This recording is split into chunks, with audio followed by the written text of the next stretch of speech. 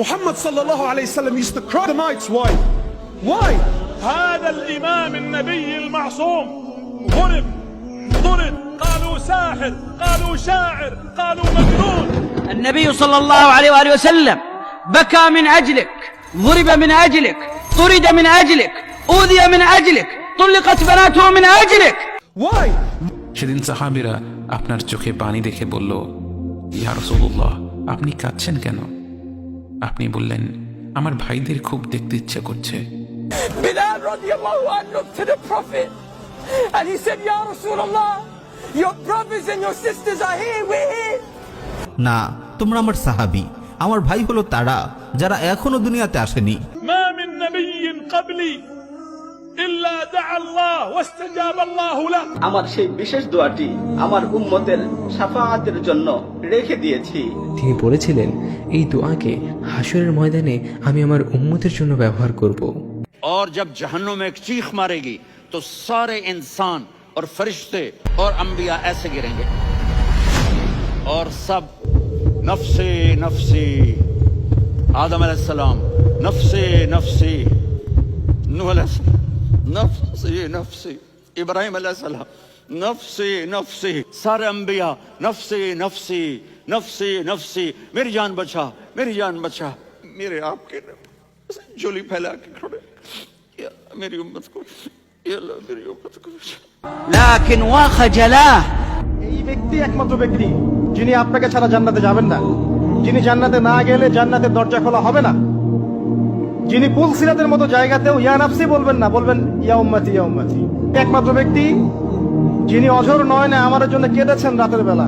তখন আল্লাহ তাআলা জিবরিলকে পাঠিয়ে জানতে চাইলেন, জিবরিল, মুহাম্মাদের কাছে যাও, জিজ্ঞেস করো আপনি কেন কাঁদছেন। জিবরিল এসে আল্লাহ রাসূলের কাছে জিজ্ঞাসা করলেন। তখন আল্লাহ রাসূল সাল্লাল্লাহু আলাইহি ওয়াসাল্লাম বললেন, তিনি কাঁদছেন তার উম্মার জন্য।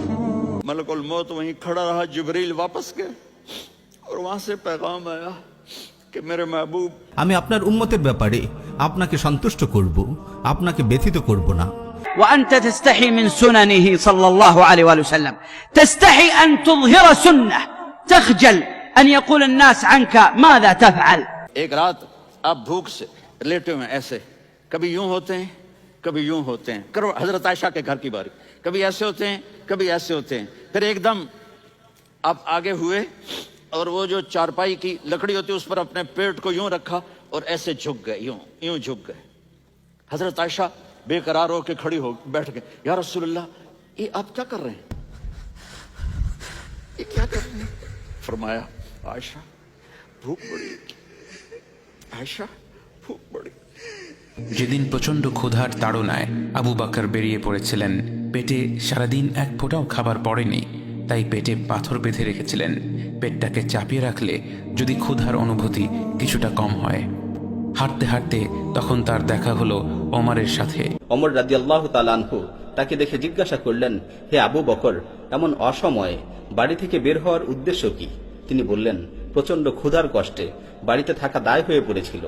এই কথা শুনে ওমর রাদিয়াল্লাহু তাআলা আনহু বললেন, আল্লাহর কসম, আমিও বের হয়েছি এই একই কারণে। তারা দুজন কিছু দূর হাঁটতে হাঁটতে যখন আপনার দেখা পেল, তারা দেখল আপনার পেটে তিনটা পাথর বাঁধা, কারণ পৃথিবীর শ্রেষ্ঠ মানব, আল্লাহর সবচেয়ে প্রিয় বান্দা গত 3 দিন ধরে না খেয়ে আছেন। আমার নবী যদি পেটে 2টা পাথর বাঁধতে পারে, আমার পেট তার চাইতে বেশি দামি না। الذي كاد أن يقتل مرارا وتكرارا من أجلك عليه الصلاة والسلام، من أجلك أنت، من أجلك أنت، لكن وخجلاه. तू क्या कहता है, जाऊं या ठहरूं? तो जिब्रील कहने लगे, या रसूल अल्लाह, अल्लाह आपकी मुलाकात के शौक में है। ऊपर सारे स्टेज सज गए हैं आपके वेलकम कहने के लिए, आज 7 आसमान के फरिश्ते इकट्ठे। Why would you cry the nights, Ya Rasulullah, when Al-Maqam Al-Mahmud was given to you anyway? You're already going straight to paradise. He cried the nights for you and I. Ya ummat Muhammad, ya ummat Muhammad, ya ummat Sayyid walad Adam, nabiyyukum yu'an, فماذا أنتم فاعلون؟ والله لا خير فينا، والله لا خير فينا إن مرت هذه القضية بسلام، وأمة لا تستطيع أن تدافع عن قائدها، لا تستحق أن تنتصر على أعدائها.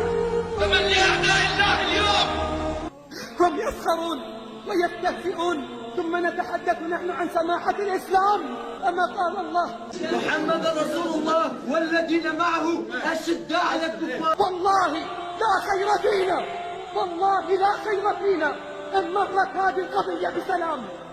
أين صدقنا؟ أين صدق محبتنا؟ أين مواقف الحكومات الإسلامية؟ وأين مواقف أمة المليار؟ أشهد أن محمد رسول الله.